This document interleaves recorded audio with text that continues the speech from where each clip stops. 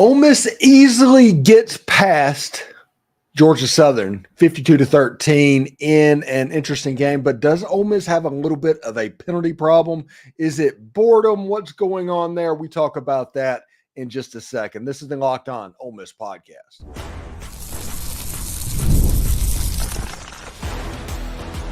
You are Locked On Ole Miss, your daily podcast on the Ole Miss Rebels, part of the Locked On Podcast Network, your team every day. Ole Miss a 52-13 victor over Georgia Southern. It was a game that was weird. Ole Miss got off to a really quick start, scoring the first 10 points even before I was able to see it because Missouri decided to overlook Vanderbilt of all teams today. But Ole Miss got off to a quick start, went into a little bit of a snooze. If you look at the season splits, Georgia Southern was really weak in the first quarter, but they were really good in the second quarter, and that kind of transpired. Georgia Southern was able to get into the end zone through a trick play. An onside kick also worked. There's about 10 minutes of weirdness and about 10 minutes where penalties really took over. And the penalties, I don't know that they need to necessarily worry about what's going on. That could be a product of boredom that didn't really show itself later on in the game. But Ole Miss had 11 penalties for 133 yards in this football game. So we'll see exactly how that goes. Let's look at these statistics in this game. All right. When you look at the statistics, Ole Miss 26 first downs, 5 of 10 on third down, very decent third down percentage, 607 total yards, 1 for 2 on fourth down. They held Georgia Southern to 3 of 16 on third down. Georgia Southern was 2 of 2 on fourth down, but those were very, very short yardage type plays.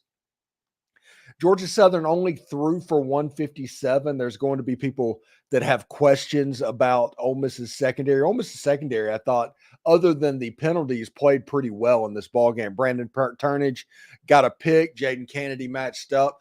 And you could see Ole Miss during this game playing much better than they did against Wake Forest the week before.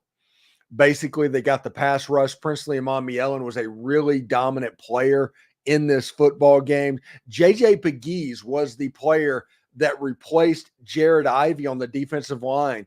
And you had a 320-pound man playing 5 technique in this. It was absolutely nuts to see. Tre Harris got into the game quite a good bit. The defensive line was just nails.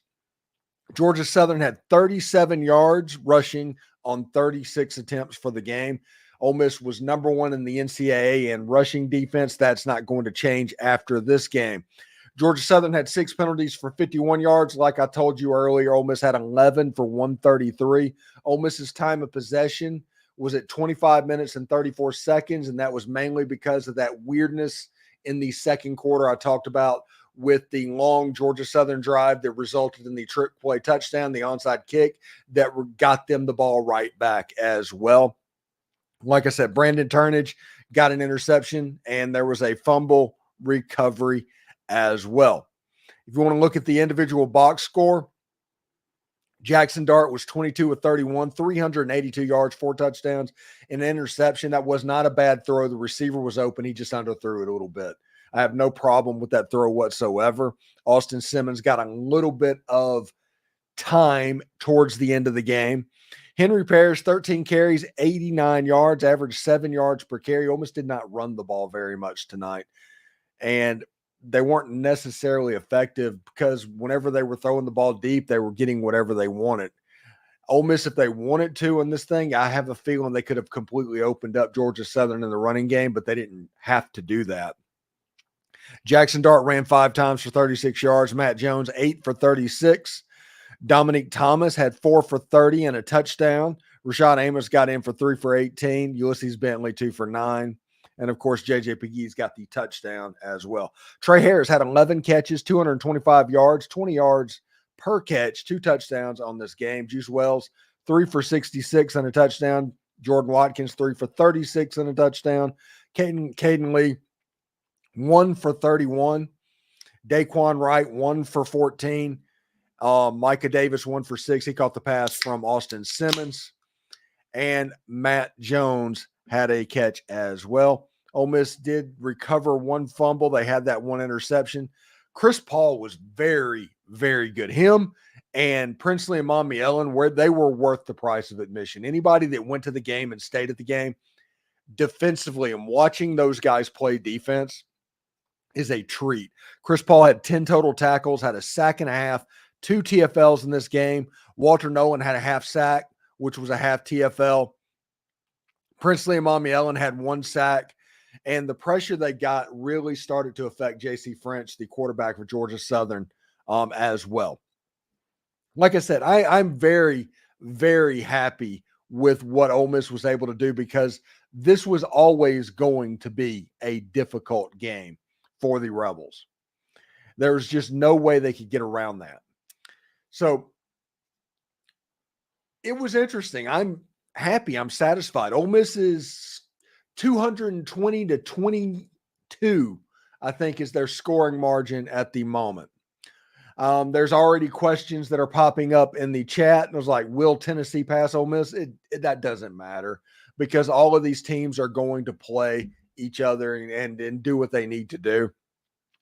If you get passed in the AP poll because Tennessee won 22 to 15 or whatever that was in Oklahoma, so be it. That's not a big deal. I mean, we've seen like Brett McMurphy rank Ole Miss from 6th to 12th to 6th in a 3-week period. So don't lose too much sleep over that. Now, they shouldn't. I mean, Ole Miss has been completely, absolutely dominant over everybody they've played against. So take that for what it's worth. Now, we're going to talk a little bit about Kentucky a little bit later on, and we're going to take your comments a little bit later on. But this penalty situation that Ole Miss football has right now, they've gone over 100 yards at Wake Forest, and they've gone over 100 yards with 133 against Georgia Southern. Ole Miss is too good for that to hurt them at this point. And I think they might be too good for it to hurt them against Kentucky and against South Carolina. But once you get into the tougher games, the teams that are really good at mucking up the game, making it a lot slower, those penalties can be drive killers, and their drive killers can make it to where it's hard to score points. That's going to allow the other team to be in the football game. And that's the thing. That is the thing that can cost you a football game, that could keep you out of the playoff. I think Ole Miss needs to clean up these penalties. They're basically keeping drives alive on 3rd down, because it's seemingly, this is what's happening. A team is running the ball or trying to run the ball on Ole Miss and not doing it very successfully. And they do that on 1st down and on 2nd down.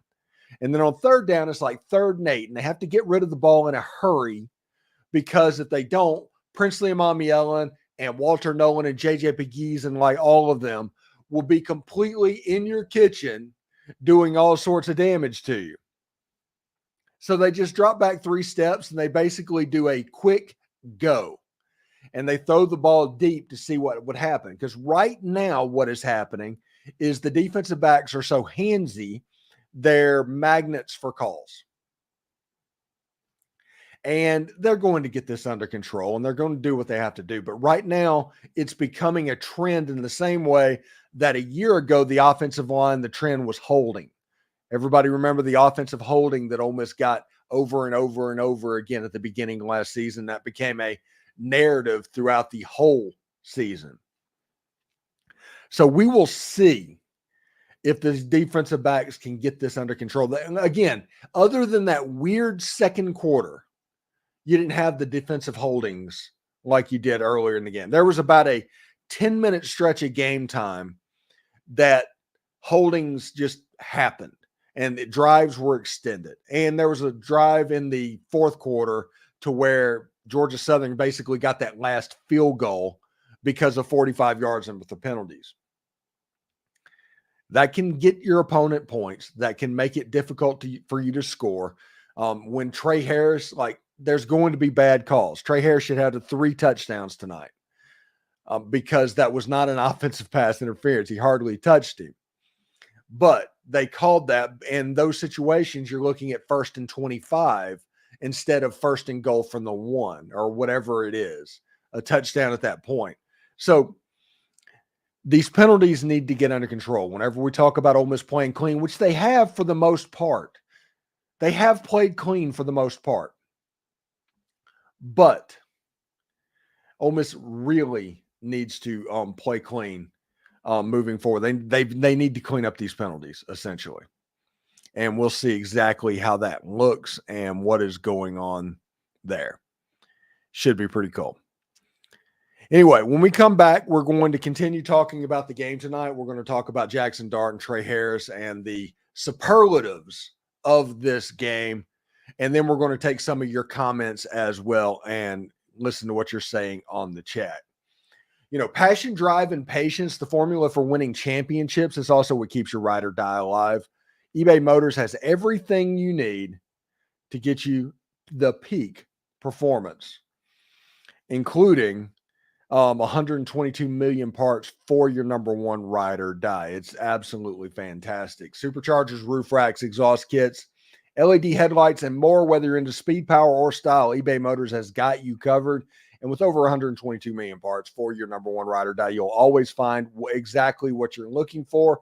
And with eBay's guaranteed fit, your part is guaranteed to fit your ride every single time or your money back, because with eBay Motors, you are burning rubber, not cash. With all the parts you need and the prices you want, it's easy to make your car the MVP and bring home huge wins. Keep your ride or die alive at ebaymotors.com. Eligible items only. Exclusions apply. eBay's guaranteed fit is only available to U.S. customers. Want to welcome a new partner to the Locked On Ole Miss podcast in College Corner, your one-stop shop for all things Ole Miss. Game day is just going to be around the corner for the Kentucky game. It's a stripe out game. You might be a red section. You might be a powder section. It all depends on where you're sitting. But one thing's for sure, you can use College Corner to pick up the gear that you need. Whether you're gearing up for football, basketball, or baseball, they have you covered at College Corner. They're located off Sisk Avenue, right across from the new Chick-fil-A. And getting to the store is a breeze, and they have tons of parking. And for those of you out of state, no worries. Visit collegecornerstore.com, where they turn around orders lightning fast. Trust me, this just isn't just a pitch. College Corner is where I get all of my Rebel gear. So visit collegecornerstore.com or stop by College Corner today.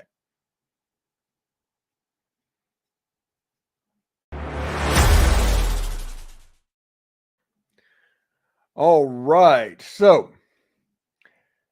there were some superlatives in this game. I wanted to, let's see, my prediction, score prediction for the game was 52-10, ended up being 52-13, thanks to a sad field goal by Georgia Southern, but they got it. Hey, they get credit for it. So Jaxson Dart, I wanted him to essentially have 350 yards of non-passing for his Heisman stats. This non-conference games, it's very difficult to have Heisman level stats in non-conference. If you remember the Memphis game in 2003, Ole Miss ended up losing that game to Memphis, and Eli Manning, they found an excuse to give the Heisman to Jason White. And we all remember how that went. Eli Manning deserved that, but since he was the quarterback at Ole Miss, they had the excuse to give him to somebody else because of what happened. Jaxson Dart put up big numbers. They didn't struggle at all. Like I said, the interception, this wasn't a Wake Forest type situation where he forced the ball. He just kind of underthrew it just a little bit. It was a good pass. It was going to the right spot. I can live with that. Tre Harris, he's a Blentnikoff Award winner. He just absolutely is. He's the Blentnikoff Award winner. And he's fantastic. 225 or something like that yards receiving. Should have had 3 touchdowns tonight. He is going to go over 1,000 yards probably in the South Carolina game. If you want to look at it, he's probably north of 500 as we speak right now. Maybe it's 600. So him and Jaxson Dart are just completely in a class by themselves, statistically speaking. And that's important. Now, you're going to see people, and people are going to nitpick, and people are going to pick nicks. That's just the way that people follow sports. So don't get mad at them for it. But they're going to look, relatively speaking, at what the biggest problem is. And the thing that stands out is the secondary, mainly the penalties, which I talked about a little bit earlier. But if you look at the actual stats, Georgia Southern, which was probably the best or the second best passer of the football that Ole Miss has run across this season, they didn't have much. They couldn't get much going. They couldn't block anybody. There were huge mismatches on the edge, and Princely Umanmielen and JJ Pegues were just menaces to Georgia Southern. And with this defense, nobody is asking this defense to be Georgia from 2018. That's the important thing to remember. Nobody's asking it to be a generationally dominant defense. Because this offense is so good, it doesn't have to be. So sometimes it's going to look a little bit clunky. Sometimes plays are going to be made against this defense. But, as long as Ole Miss is forcing field goals or getting off the field, it just doesn't matter. Because this offense can score so well, and this defense is so stingy with points. To this point, it just doesn't matter. And let's be honest about it. We've seen a third of the season in college football this year already. And looking at the SEC, there's maybe 2 or 3 teams that the defense would be even a little bit problematic against. So we'll see exactly how that goes. I'm excited. I think this offense is so dominant. It pressures the other team so much. They're going to do a little bit, but they're going to create some mistakes as well for themselves. That's interesting about that.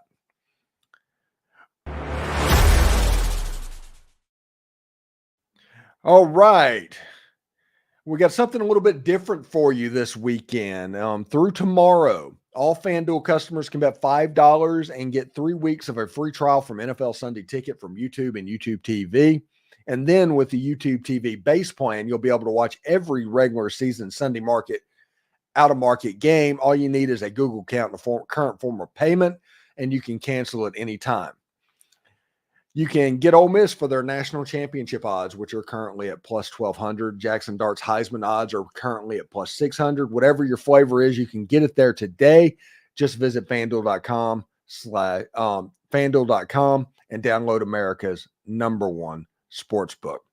All right, so let's go into the chat a little bit and see exactly how that goes. I'm sure it's going to go swimmingly, but I'm sure other people have some questions in this. Like I said, I've already answered the question about Tennessee in the polls. We'll drop because Oklahoma losing, not UT winning. That's not true, I don't think. Everybody's worried about Tennessee. I'm more worried about careless and undisciplined penalties on defense. Don't be worried about careless and undisciplined penalties. Now, they need to be cleaned up, obviously, but we are not at the point where you need to be worried about them at that point. That roughing the passer penalty on Paul Jr. was weak. Yes, it was, and so was the offensive pass interference. Both of those were very, very weak. We got to get these penalties cleaned up, especially going into SEC play. Maybe they'll be more focused for Kentucky since it's a conference game. Tampa Zeke says the penalties were out of hand. There's just too many. Randy Cross says hopefully they drop Alabama to 6 and Tennessee goes to 4. Guys, I don't think Tennessee played well enough to deserve jumping. They won a game, but the story of that game, honestly, is not Tennessee playing well. It's Oklahoma playing like crap and having their quarterback benched and having to rely on somebody else. And even then, you only won 25-15 against a team that you're supposed to be a juggernaut and get things going. I like Nico Iamaleava as much as anybody, but good grief. I mean, it's just, yeah. They didn't play particularly well. They got the win. It's a big win for them because now they have Georgia and they have Alabama as their biggest games left. but they didn't play particularly well. And honestly, they probably played worse than we did. Roy LaBella, they hate us because they ain't us. Texarkana Prepper, they did have over 200 yards rushing. Ole Miss did. They did. Henry Parrish had nearly 90. Randy Cross and Georgia Southern had 37. They averaged less than a yard per carry in the game. Brian Reeves says, awesome, proud, keep it up, Ole Miss, hotty toddy. The over-under is 6 for it exactly how that goes. Scar Warrior, hotty toddy, says that. Dartnado for Heisman, and we're not going to start the Dartnado thing. We're not going to start that. Larry Fletcher, screw the polls until later this season. It's shaming that Bentley and Simmons didn't get in with any significance, but the flags, we have no chance in hell of beating Georgia or LSU. LSU's not good. LSU is genuinely not good. That UCLA team that they struggled with today, like legitimately struggled with today, got 45 burgered by Indiana on their home field last week. They're legitimately not good. South Carolina is legitimately not good. That is what's going on. I do not worry about what's going on with LSU, especially with how well Ole Miss is playing defensively and how explosive they are offensively, because LSU has proven that they can't stop anybody. I mean, Ethan Garbers looked like Patrick Mahomes today for UCLA. LSU is not good. LSU is legitimately bad. Not as bad as Mississippi State. Mississippi State is next level bad, but they are not good. Brendan Beasley says, hotty toddy. Luke Shaw, excellent analysis as usual. Thank you very much, Luke. In my eyes, Georgia is the underdog versus Ole Miss now. Until Georgia proves that they can score the football in any significant way, I think Ole Miss's defense can do exactly what Kentucky's defense did. And if that happens, can Georgia's defense hold Ole Miss to 12 points? That's a legitimate thing. Matthew Mitchell, I bet on LSU. Dang it. I'm sorry about that. LSU, I will not pick LSU to cover a single time the rest of this year. I'm not. I will not fall for that bet anymore. They're done to me. They're dead to me. I'm going to pick whoever they're playing. Next week against South Alabama, I am taking South Alabama to cover whatever that line is. Pat 0311, was Daughtery banged up? Yes, Daughtery got injured in the game. And honestly, Chris Paul being the leader of that defense, it looked a little bit different. And when Daughtery comes back, I think you're going to see a more healthy, more comfortable Chris Paul. And because of that, the defense can potentially next level. Matthew Mitchell, Georgia's most certainly the underdog in my eyes with the game being in Oxford.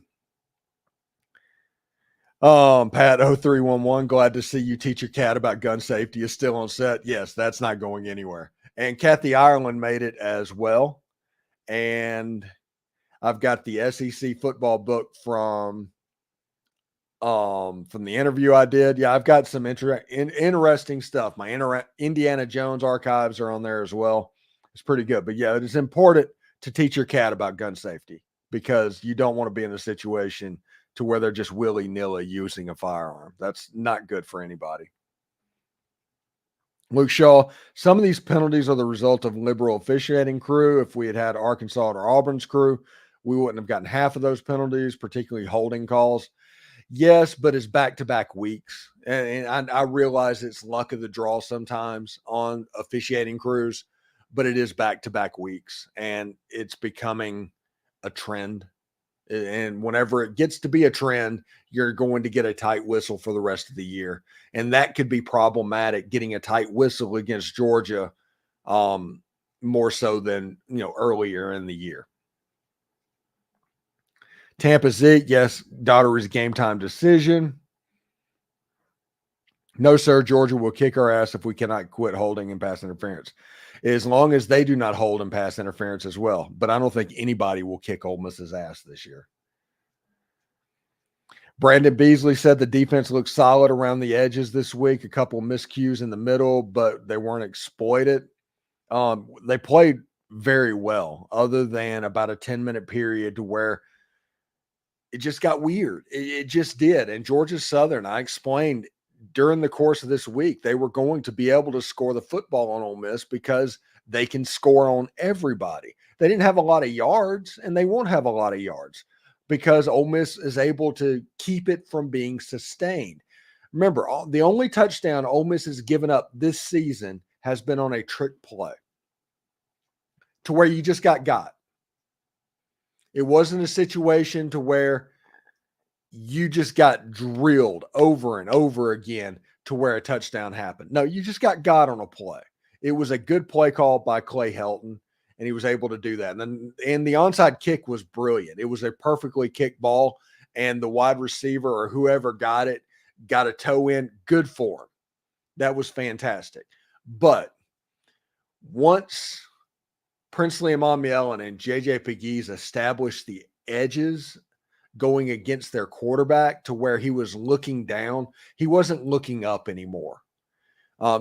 He was looking at the pass rush whenever he got the ball because they were in on him so much. And once that happened, it was over because they couldn't run the ball.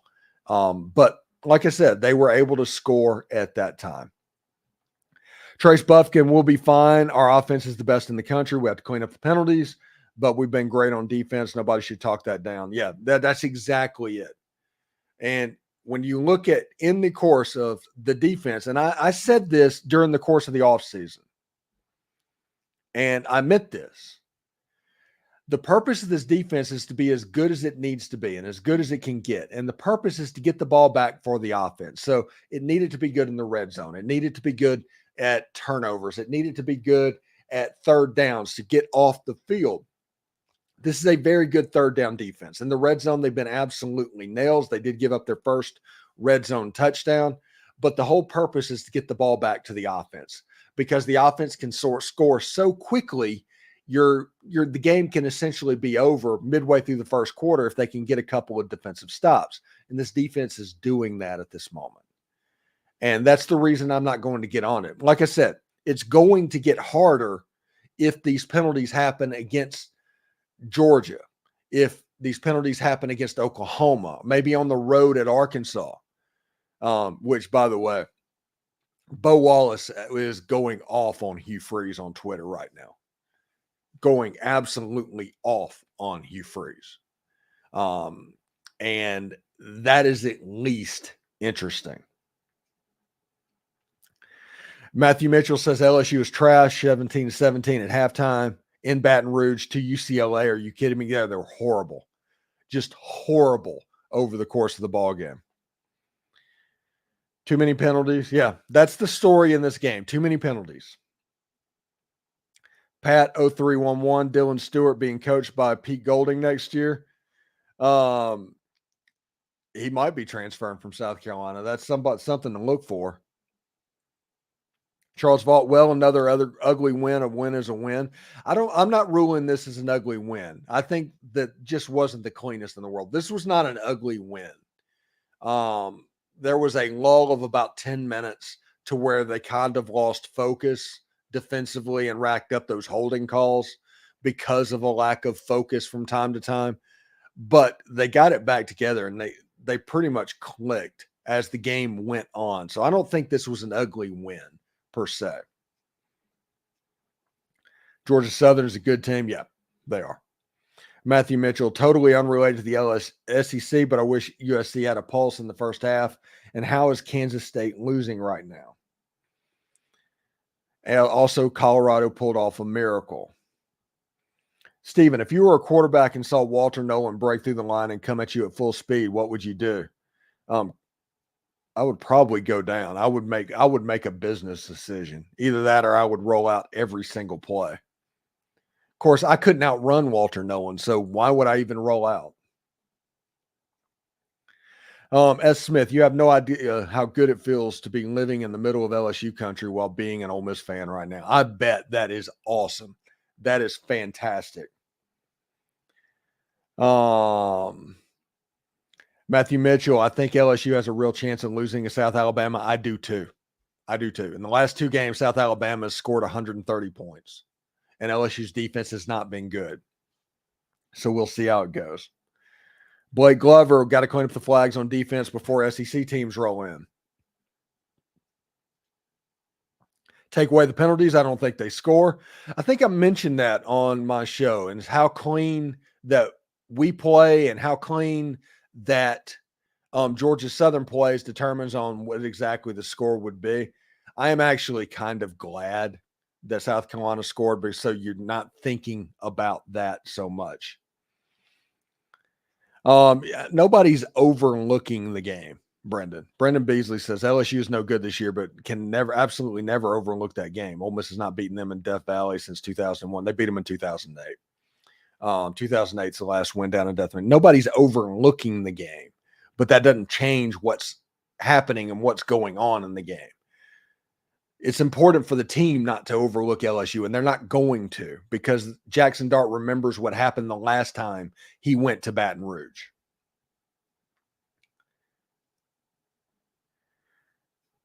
Charles Vaught says, after you explain, Steven, I totally agree. Thank you.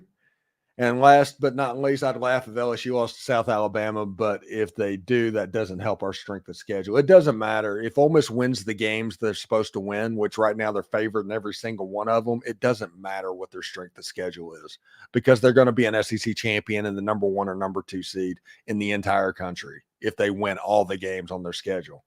So just win the games. That's what Ole Miss needs to do.